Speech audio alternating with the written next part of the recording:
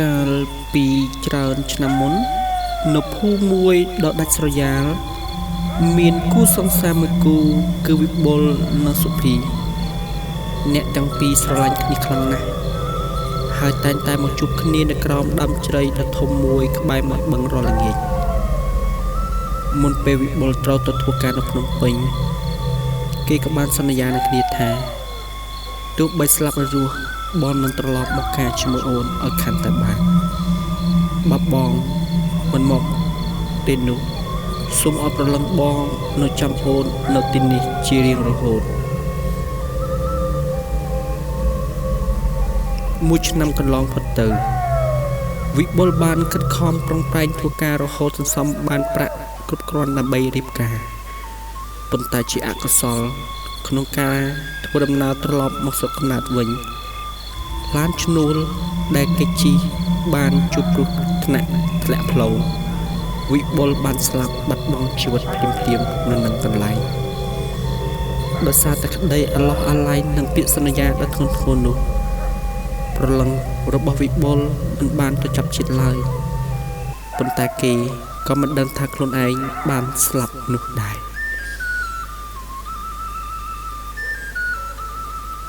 នៅល្ងាចមួយខណៈដែលសុភីកំពុងតែអង្គុយយំម្នាក់ឯងនៅក្រោមដើមជ្រៃស្រាប់តែមានស្រមោលមនុស្សម្នាក់ដើរចូលមកនោះគឺវិបុលគេមកក្នុងសម្លៀកបំពាក់ស្អាតបាននិងមានកាបូបប្រាក់មួយនៅក្នុងដៃផងដែរបងវិបុលបងមកវិញហើយមែនទេអូននឹកបងណាស់បងមកតាមសន្យាហើយសុភីយើងនឹងរៀបការជាមួយគ្នាឆាប់ៗនេះប៉ុន្តែអ្វីៗចាប់ផ្ដើមប្លែករាប់ពេលវិបុលនៅក្បែរសុភីតែមានអារម្មណ៍ថាត្រជាក់ស្រេបដល់ឆ្អឹងខ្នងហើយមានក្លិនម្លិះលីឡំនឹងក្លិនឆ្អាបតិចអ្នកភូមិដែលកាត់មកផ្ទះសុភីនៅពេលយប់តែឃើញសុភីអង្គុយនិយាយម្នាក់ឯងឬឃើញបុរសម្នាក់ដែលមានមុខមាត់ស្លេកស្លាំងឈោមមើលនាងពីក្នុងងឹត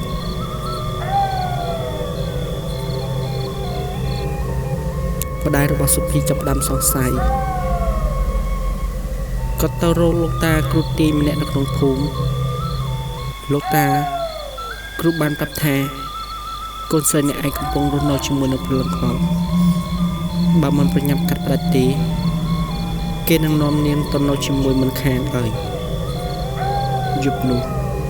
ម្ដាយសុភីបានលុបលួចមើលតាមប្រហោងជញ្ជាំងឃើញសុភីកំពុងបញ្ចុកបាយវិបុលប៉ុន្តែអ្វីដែលគាត់ឃើញក្នុងចានមិនមែនជាបាយទេ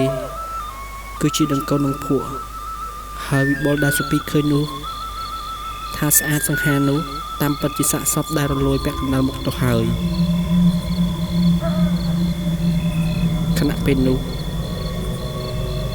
លោកតាគ្រូបានរៀបចំពិធីដេញប្រឡឹងនិងសុទ្ធមន្តដាក់ខ្សែគាថាការពារសុភីនៅពេលវិបុលដឹងខ្លួនត្រូវថាគេបានបំបែកគេបានយំស្រែកដល់ក្តីឈឺចាប់ធ្វើឲ្យផ្ទះទាំងអស់ទាំងមូលញ័ររន្ធត់សុភីដែលទើបតែដឹងខ្លួនដឹងការពិតយំសោកបោកខ្លួនប៉ុន្តែនាងបានសម្រេចចិត្តនិយាយទៅកាន់វិបុលជាចុងក្រោយថាបងវិបុលបងស្លាប់ហើយសូមបងទៅឲ្យបានសុខចុះកុំចង់កម្មចង់ពីនឹងគ្នាទៀតអីអូននឹងធ្វើបុណ្យឧទ្ទិសកុសលឲ្យបងរហូតទៅឮបែបនេះ